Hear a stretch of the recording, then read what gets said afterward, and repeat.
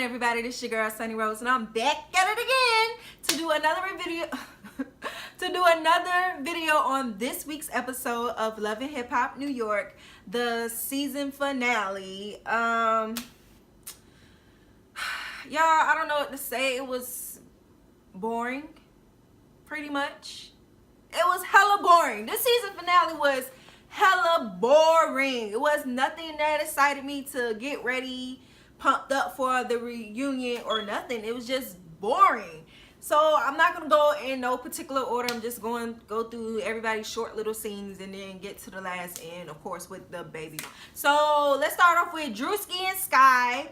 Drewski don't want Sky to be with nobody else. He wants to be with her, and he invited her over to a basketball game that he was doing his DJing at, and she so happened to know somebody that played on one of the teams. So when she got there, she was being on her Tata-dalicious revenge to let him know, like, this is what you're gonna miss if you keep playing around with me, because she's still upset at the fact that he embarrassed her by recording her in the privacy of their home and then posting the shit on social media.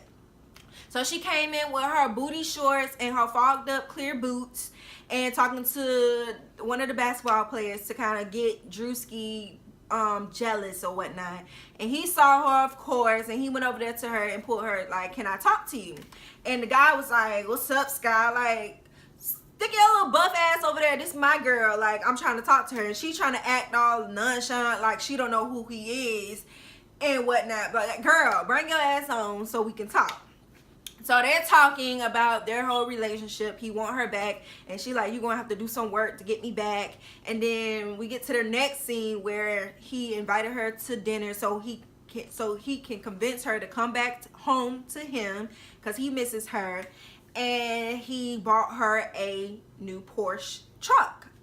And with that, it came with an ultimatum. And before you can get into this truck, your ass got to change your phone number. And she feels like, I'm not changing my phone number because you trying to control our relationship and whatever. So my thing is, if he wants you to just change your phone number, just change your damn phone number, girl. Just change your phone number. And then if you want people to have your number, just give your number out to them. Like, it's just your phone number. And then have his ass change his phone number too. Like, if I gotta change mine, you gotta change yours. And then bet not hear that Bianca got your number, when quote unquote we see at the end of the episode that even though Drewski, Sky and Drewski are still not living together, he still wants to make it official. And we see that he goes to a jewelry store to buy a ring. And our rumors are that he's going to propose to her during the reunion.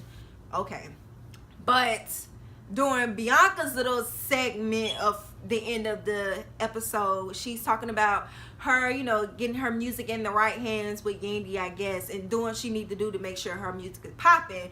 And even though she had her beef with Drewski and Sky or whatever, Drewski still hitting her up, texting her, calling her, and even fucking FaceTiming her.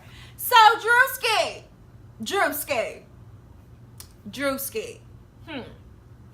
You want Sky to change her number, but what you gonna do, boo? What you gonna do? Scene.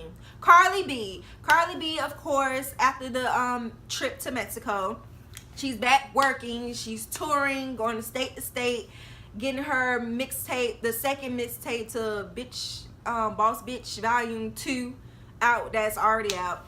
She's working to have that getting out, and she's doing gigs on TV shows. She's booked. So as of right now, she is too busy to have a relationship. And we see the scene where her and Bryson Tiller lookalike come together, where he comes to her to let her know that he wants to be with her and the time is now. But she's like, I don't feel like that because I just got a relationship and I'm trying to keep myself busy and I don't feel like rushing into another relationship. But even though now that she's with Offset from the Migos, but that ain't none of my business. But hey, she just didn't want to be with Bryson Tiller lookalike, pretty much. So that was Carly B little scene. And at the end, of course, she talks about her getting not movie roles, but TV roles, like being on Mary Jane, and she's just being busy trying to get her music career popping and whatnot. And we know that she has already announced she's not returning back to Love and Hip Hop, which is good because she's one of the smart ones that took this platform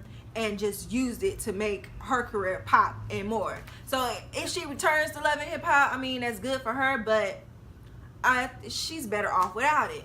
So who else? Mariah Lynn.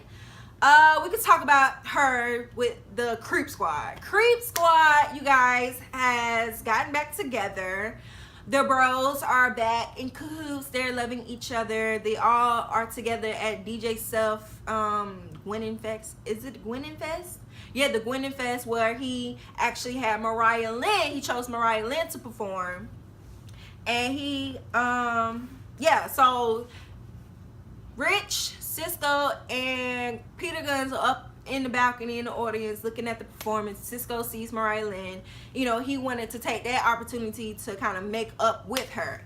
Rich Dollars did not like that shit because he feels like she's the one that brought us all in the fiasco, was the one that hit the Twin Towers down and caused all the terrorist attack and whatnot. And Cisco made a big point, like it wasn't Mariah Lynn that started the ish, it was Rich Dollars, because they was both trying to use her to get back at each other, and she kind of felt it, but she was gonna play both of their ass. Like, okay, y'all want to use me, I'm gonna play both of y'all. But Rich seems to forget that part of the situation. So after he see Cisco and Mariah Lynn talking, Peter and Rich went outside to talk about it like girls do, and Cisco comes out. So Rich feels like, if you're gonna be a friend to my enemy, you can't be my friend. And Cisco feels like, Rich always do this is what Rich does, I'm not finna chase after you, Rich. So if you want to be that way, be that way, but I'm not finna not be friends with somebody that I know that I was being rude to or using her to get back to you. Like, it doesn't work like that, Rich. That's what he was trying to get to, but Rich don't want to hear it. Rich is in his feelings, and Cisco is now out of Creep Squad. And then as of last episode, we know that Rich was coming up with the clothing line based off of the Creep Squad. And at the end of, you know, the episode, we see that they had a little, I guess, whatever party for the Creep Squad with Rich, Self, and Peter Guns. And of course, Cisco is nowhere in the picture because I guess when Rich don't feel like Cisco need to be a part of it, I guess everybody's in cahoots. So Cisco's not worried about that. He's worried about his family, of course, his mother, then that she's sick, being father to his kids. He ain't worrying about none of that. So he's over the Creep Squad, I guess. Alright, and like I told y'all, this shit was boring as hell. Boring. I don't know what else. Self, Mariah Lynn. Okay, Mariah Lynn was performing at Self's Gwenin Fest, and she took the opportunity to bring on the other girl. Don't remember her name. Don't need to remember her name. Because that's her Gwenin sister, and Self was already plugged into what was going on. So he brought out some other guy that the two people got a collab song together, and they performed that ish. And now Mariah Lynn, you know, she's focused on getting her music career popping and whatnot. That was Mariah. Remy Ma and Pat Poose. Of course, you know, after the whole baby situation, they want to be more focused, especially now that Remy Ma has the blessing from Fat Joe to be more focused on taking care of her family. That's what she's gonna do. So now they're focusing on the kids, getting their rap career in the door. Pat Poose set up you know, call people up in the industry that he know to get them on Hot 97, Who's Next. So that's what they're performing to do, and that's what all they're focusing on, their family, making sure their kids are taken care of. Remy Ma already announced on The Real when she was on there that, of course, later on this year they're gonna do the in vitro procedure to get their baby, you know, have another chance of having a baby this year. So that's good for them. Of course, they probably will come back next season, and that will be their storyline of them actually being pregnant, but we will have to see until next year, right? Well, Kimbella and Jewels, of course, Jewels is, I guess, finally got some music popping out there, and he appreciates his wife for holding down the household while he's grinding, and he knows that that's his #1 fan, that's gonna always be his girl. And Kimbella's like, that's my man, I'm gonna always be his #1 fan, and she's still pretty. That was their scene. I told y'all, like, everybody's scene was like snippets of like 30 seconds, like no more than five minutes they had in each scene. The whole thing was all about the baby mamas. So let's get into them. Of course, last episode it ended with Kimbella trying to, I guess, go to Little Man DC's party, and it looks like she was there to start some ish, but it wasn't intentionally to start ish. She just wanted to be there to celebrate Little Man DC's, because that's quote unquote her nephew, and see Hassan, is that the other guy, the other baby name? Hassan? It's Little Man DC's Hassan, Amir, and Skylar, right? Yeah, the Mendices, the Little Man DC's, okay? So that's why she was there. First of all, Kimbella, you didn't have no gift and you didn't have your kids, so it looked like you was quote unquote being there to start shit.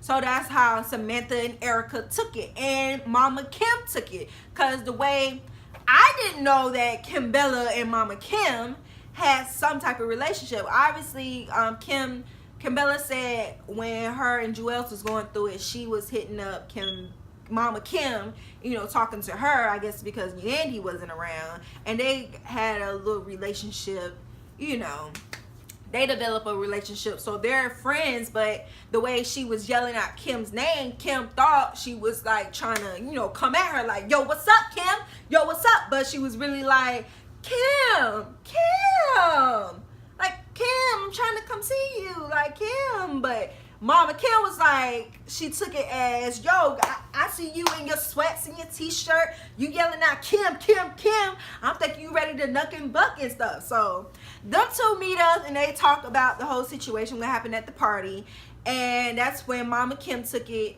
the opportunity to let Kimbella know what's really going on, because it's always 3 sides to a story. One person's side, the other person's side, and the truth. And she was trying to let her know that Samantha has been reaching out to Yandy, calling her, texting her, invited Yandy to everything Little Man DC. I guess Erica has too, with Amir's birthday party, but Yandy was a no-show. And Yandy always put it out there that she don't get an invite, she don't get no phone calls, but she really does. So Kimbella is all confused because Yandy's telling her one thing, but Mama Kim telling her another thing. So they come up with the plan to get all the girls together to talk, so the kids can finally be together. So when we get to that scene, Yandy, of course, took it upon herself to kind of point out that this is the same place they met the last time before Mendices went away, when he was trying to make sure that the girls, the women, knew that it's all about family. He just want his kids to be together. Yeah, Yandy, thanks for pointing that out. That was so irrelevant, but hey, you had to point that out. So when they started talking, of course, they all going back and forth. Well, why you was there? We thought that you sick Kimbella out to come get us because you was a no-show. And Yandy was like, well, before then, Kimbella was calling up Yandy for days and days and days, and Yandy wouldn't pick up the phone or talk to her. She either got her voicemail or she told her she'll call her back. So when she finally got to talk to her, she invited her over to her photo shoot so they can talk about the whole birthday situation. So that's when Yandy found out that Kimbella went to the birthday party. And Yandy was like, well, that was no time and place for that situation to go off. But Kimbella was like, that's not what she was there for, but they took it as that. And that's when Kimbella found out that Yandy was going to the party, but they heard Judy and the kids, when they was pulling up, they heard all the fiasco going on outside, and they hit a U-turn on that ass, and they wasn't trying to hear all that. They wasn't trying to be involved in it, so they left. So when the girls come to the dinner, that's when they found out that Yandy did come, because they heard all the commotion and whatnot. But the thing is, this is where Samantha had to get Yandy. Samantha told everybody that the party was from 12 to 4. Kimbella showed up at 4:05. That means when you was pulling up and all the fiasco was coming out, you came after the party. So you so busy that you had to come after the party was ending just to say that you did come? Come on, Yandy. I'm tired of Yandy bullshit, y'all. I'm tired of all the baby mama bullshit, but I'm definitely tired of Yandy's bullshit. So they all going back and forth. It's about the babies, and Kimbella said something about Mandisi's being a bastard child. And she said some other words, but they bleeped it out. But I guess the bastard child kind of struck Judy and Yandy. And then Erica was like, yo, that's how Yandy talk. However Kimbella's describing Mandisi's is how Yandy's talked to her about Mandisi's, because that's not the first time she heard ish coming out about Mandisi's, because it comes from Yandy. So they're going back and forth, and Samantha's like so over it. She's like, okay, well, if you want the kids together, we're gonna see if you get the kids together. And they all leave, and that was the motherfucking end of the episode. And then they, they show everybody and what they got planned going on. And then they show Yandy rolling down the window like she queen bee with the kids. And it looks like they're going somewhere, and she have her little confessional scene, and then Erica and Samantha had their little confessional scene where we see little Mandisi's and Amir playing in the bounce house and stuff. And it looks like you think that Yandy was on their way to them, but quote unquote, actually she wasn't. She just took the kids to her office to like plug in her little book, her blended family book at the end, and that was that. So yeah, y'all, I told y'all, if y'all seen the episode, please let me know down below in the comments what you thought about this season finale. It was so boring. It was just so boring, y'all. It was boring. It was really like boring. Like Mona Scott, like you could have did better with this episode. Like so much. But yeah, you know the drill. Make sure you guys like this video, share my video, comment down below. Like I said, let me know what you thought about this weak ass season finale, and are you guys ready for the reunion? Like it shouldn't even be a 3-part reunion.